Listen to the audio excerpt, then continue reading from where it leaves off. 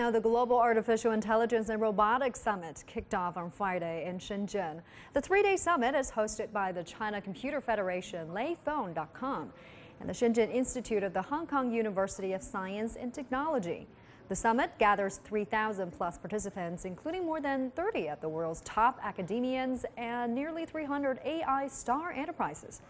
The summit is looking at the practical implications of AI for enterprises, the actual solutions that are transforming business productivity, how to solve security issues brought by robots, and the changes in careers and study directions for young people.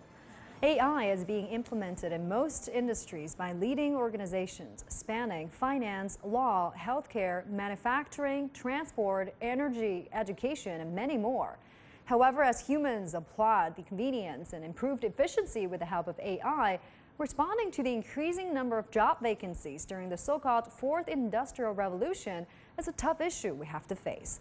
By the end of last year, Stephen Hawking warned in a column in The Guardian that, quote, the automation of factories has already decimated jobs in traditional manufacturing, and the rise of artificial intelligence is likely to extend this job destruction deep into the middle classes.